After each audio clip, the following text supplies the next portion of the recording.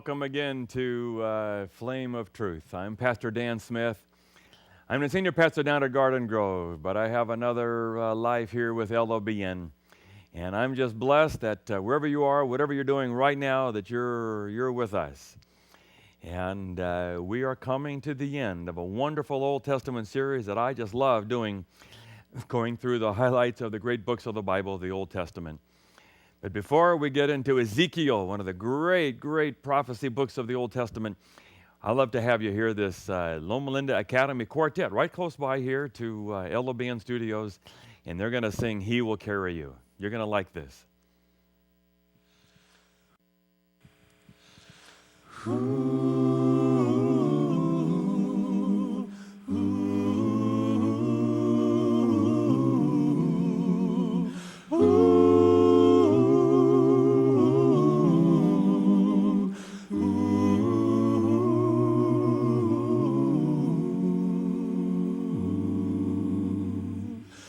There is no problem too big, God cannot solve it. Ooh. There is no mountain too tall, God cannot move it. Ooh. There is no storm too dark, God cannot calm it. There is no sorrow too deep, He cannot soothe it. Oh, if He carried the weight of the world upon His shoulders,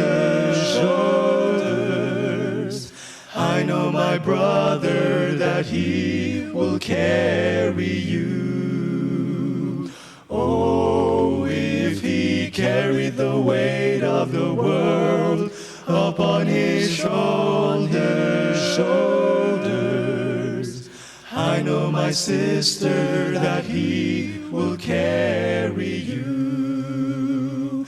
He said, come unto me, all who are weary, and I will give you rest.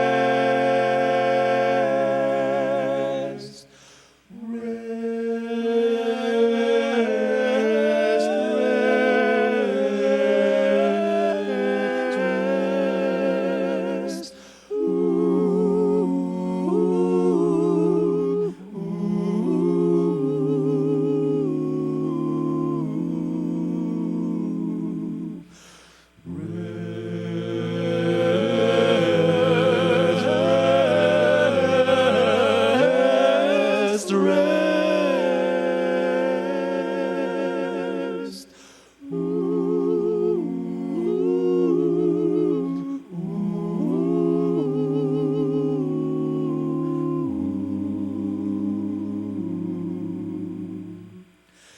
There is no problem too big, God cannot solve it. There is no mountain too tall, He cannot move it.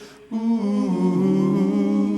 There is no storm too dark, God cannot calm it. There is no sorrow too deep, He cannot soothe it.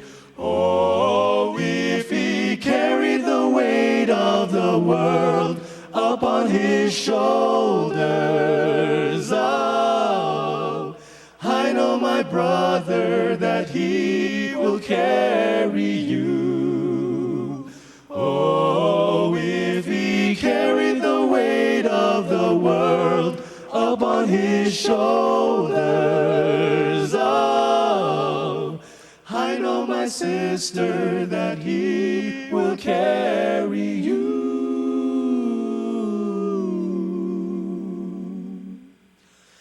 I know, my brother, and I know, my sister, that Jesus will carry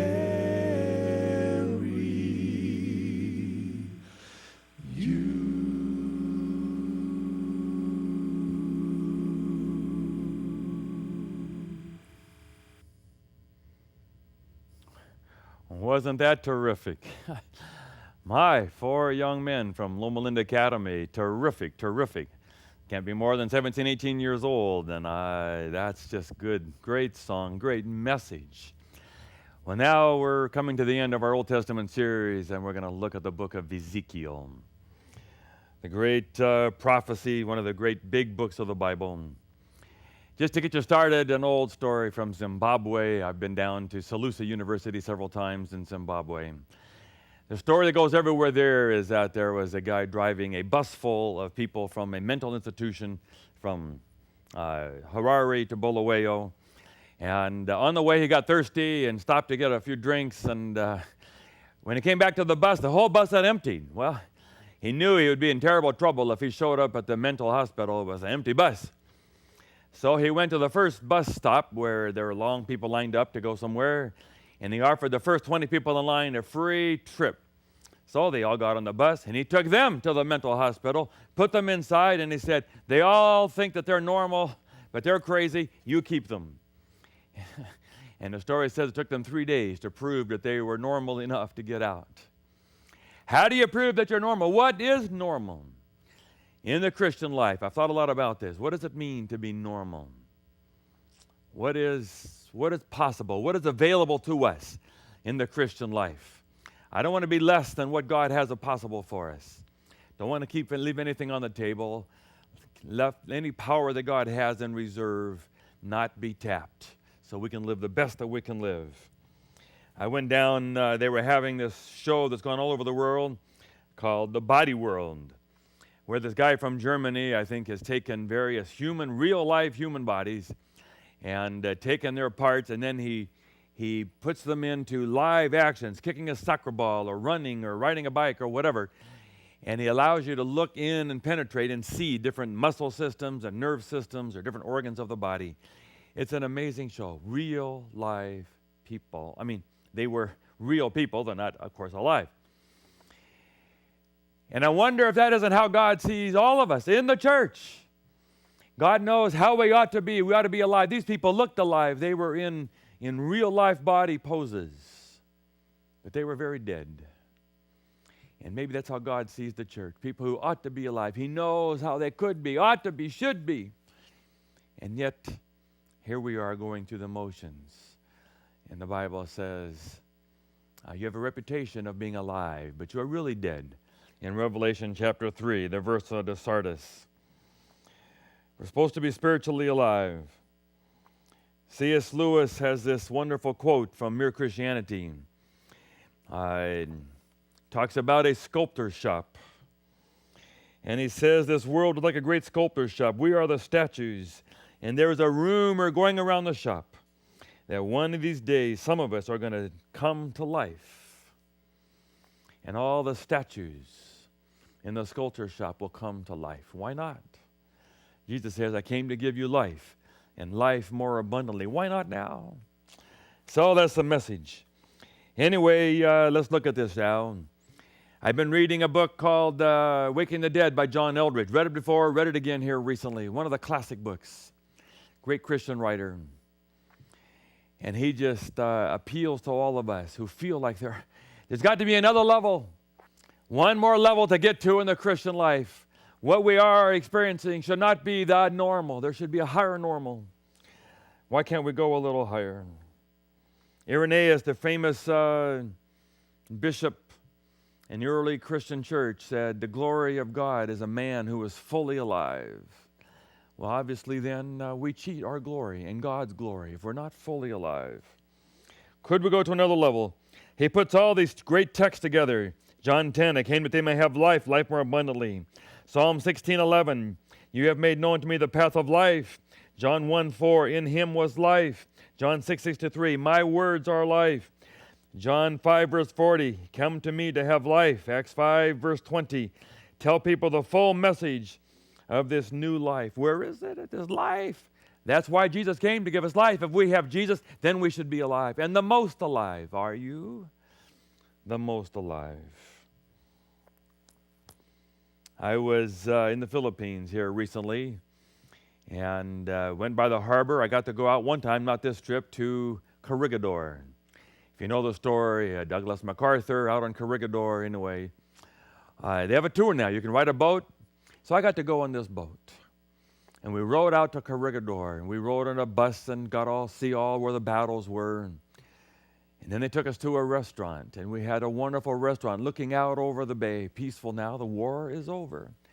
And there were 3 Filipinos there with the guitars and singing American love songs. And I got them to sing Filipino love songs.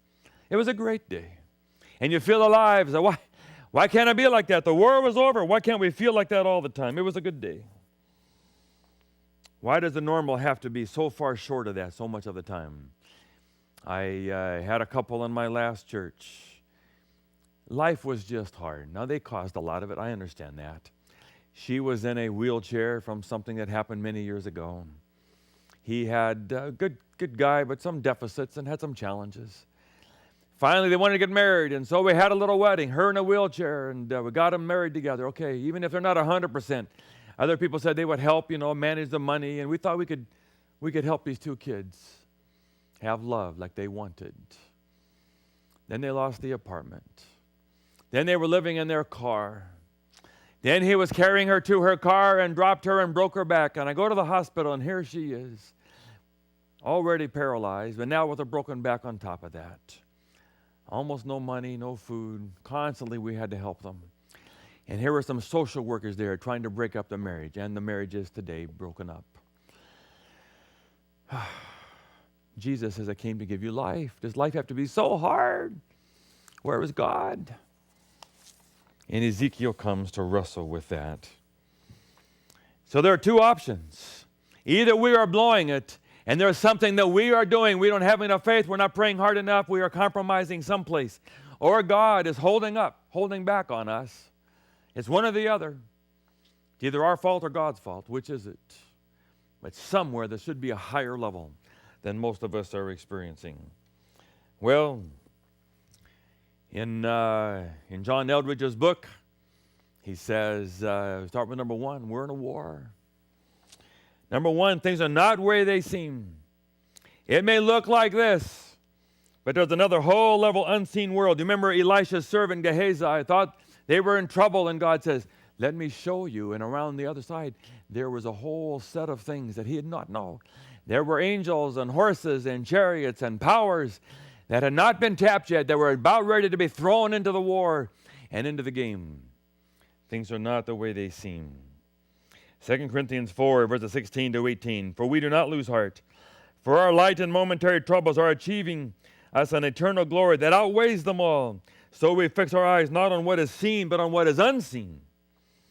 Things are not what they seem. And John Eldridge uses movies like The Matrix. There's an unseen level.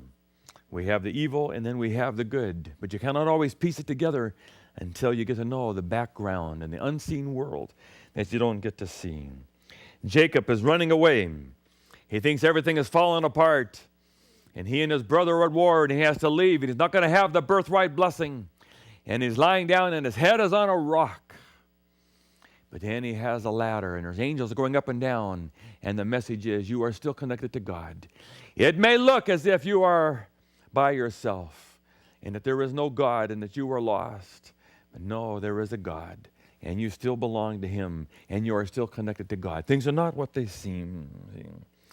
Jesus and the 2 disciples walking on the way to Emmaus. They thought the life was over. They thought they had connected their life and their future and their hopes to Jesus. And then he died on a cross, and it's over. And they're walking along, and just they're sunk and destroyed and depressed when someone walks along and begins to show them from Scripture, this is the way it was supposed to be. Things are not the way they seem. You thought he was hanging up on a cross, but no, he is alive. And they realize there is Jesus with the nail-pierced hands. Things are not what they seem. Number 2, we're in a war. What we don't see is that we're in a war. I got to do this thing with Corregidor, and I got to feel what it was like to be in a war. They have a tunnel where MacArthur used to stay. We saw where MacArthur used to be, and all the soldiers in these tunnels. And they have a light and sound show there in Corregidor, and you can feel the bombs going off. 24 hours a day, the bombs were pounding on Corregidor. And finally, MacArthur did not want to leave, but they said to him, We need you. You have to stay alive. And they put him on a submarine and they took him away. And he says, I shall return. That's what it's like. We're in a war. You may not be able to see it or feel it, but we're in a war. I say to young couples when they get married, there's going to be an enemy that is after you. Every day is going to try to break up your marriage and to suck away the life and love that you have for each other. Don't give in to it. There's always this battle. Jesus said, thieves come to destroy and to steal and to take away life. I came to give you life. We're in a war between Christ and Satan, trying to fight over taking life away. In The Wizard of Oz, there's a wicked witch. In The Lion, Witch, and the Wardrobe in C.S. Lewis, there's a wicked witch of the north. There are powers that are trying to take life away. There's a war going on. There's a war going on. I was in a restaurant here in Riverside where I live the other day, Don Jose's, and all of a sudden, you hear glasses and plate smashing, and this couple with a baby there were fighting. I do not know what the fight was about. All I know is there was physical craziness in a restaurant. There's a war going on. Do you feel the war? I tell people after they get baptized, understand Satan doesn't like losing people. We keep score by basketball games with balls going through nets, and we put 2 points up on a scoreboard. Satan and God keep track and score by people, and Satan wants to hold on to everyone he can. There's a war going on. Number 3, Eldridge says you have a role to play. You're in the middle of the war, and you have something to say about how the war is going to come out. You have a role. There's a Neo from Matrix, or there's a Dorothy from The Wizard of Oz, or a Cinderella, or a Frodo in the Lord of the Rings. And you have a role to play. It's your job to get that ring there. It's your job to somehow make everything right. I took my boys and Hilda for a special Christmas present to go see Lion King play downtown Los Angeles. And if you know the story at all, I never heard of the story. But somehow the baby lion is not with the lions. And his father is gone, and he's with the meerkats and the muskrats. And someone finally has to come and say to him, you're not a meerkat, you're not a muskrat, you're a lion. You have a lion. You are the one who is designated to bring the kingdom back. You are the king of the beasts. You are a lion. It is up to you to restore the kingdom. There is a war on, and you have a role to play, and you and I are a part of the role to somehow bring the nation back to what it's supposed to be. Remember who you are. You are supposed to be alive. You are supposed to help win the kingdom. What's going to happen? Nelson Mandela, the great president of South Africa, in jail for 27 years. I saw the room in his cell one time, Robben Island, out from Cape Town. And he finally gets freedom for his people, and he becomes the president. And in his inaugural address, he says, our deepest fear is not that we are inadequate. Our deepest fear is that we are powerful beyond measure. It is our light, not our darkness, that most frightens us. Actually, you are a child of God, he said. Your playing small does not serve the world. We were born to manifest the glory of God that is within us. And as we let our light shine, we unconsciously give other people permission to do the same. Calling people to greatness. You have a role to play. We have a war going on. What are you going to do? And he believed, even though he was in prison for 27 years, that he had a destiny to change the world, to set his people free, and to get rid of apartheid, and to be a beacon. And he's done it. Good for him. Well, where are we going to tie this all together? And then Eldridge says, it's with the heart. Where are you with your heart? The heart is the answer. He says, life is in the heart. When your heart is beating, you're alive. When your heart stops beating, then you're done. My brothers and I stood around my father while he was dying there. And as long as that monitor still had a little red number, then he was alive. But when that line went flat and the number went to 0, then he was dead. And we had to say goodbye to him 9 years ago almost now. Life is in the heart. And so if you are going to be fully alive, you have to do something about your heart. Your heart is who you are. And so that's why Solomon says in Proverbs 4, verse 23, above all else, guard your heart, for it is the wellspring of life. Above all else, whatever else you do, yes, there's other important things to do, but if you want to be alive, guard your heart. Above all else, guard your heart. If you have a role to play in this war, Satan is after your heart. He's trying to get your heart. What are you going to do to protect your heart? So tempting to get so busy that we lose our heart. The Tin Woodman in Wizard of Oz. No heart. No heart. Has that happened to you? Deuteronomy 6, verse 5, love the Lord with all your heart. And Jesus said, the greatest of all commandments, love God with all your heart. 1 Samuel 16, verse 7, man looks on the outward appearance, but God looks at the heart. Proverbs 3, verse 5, trust in the Lord with all your heart. Matthew 15, verse 8, these people honor me with their lips, but their hearts are far from me. Guard your heart. And here's where it comes back to the book of Ezekiel. The one message that Ezekiel wants to make to the world. I will give you a new heart. Something's happened to your heart. 3 times he says, I will give you a new heart. Chapter 36, verse 26. I will give you a new heart and put a new spirit in you. I will remove from you your heart of stone and give you a heart of flesh. First in chapter 18, he says, you do it. Get yourselves a new heart. And then finally, it has to be God. Maybe that's why Ezekiel and the other prophets just rant and lash out, because they know how it ought to be. They know the song, as we have talked about. They have been with God so much. They know the song, how the song is supposed to sound. And when the song doesn't sound like that, they begin to say, come on, come on, come on. We need a new heart. And the Ezekiels and the prophets lash out. They're trying to find a way to shock them, to bring people back to life, get the heart going again. Hope it never happens to you, but you know what happens in ER or in the hospitals when someone codes and the heart stops and the people come running from everywhere with the crash cart, and they bring, and the doctors, and they say, stand back, and they do the paddles, trying to shock people to life. And that's what the Old Testament prophets are trying to do. As we wind down this series, the Old Testament prophets, they know the dream of what it was supposed to be like, and they are shouting, the heart. Get back to your heart. I will give you a new heart. They're trying to shock people back to life and get the heart beating again. How can you tell about your heart?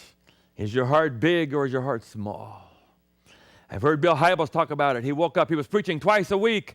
Too many sermons, too busy trying to pastor a huge church and do a world ministry all over the world. And he realized his heart was shrunken.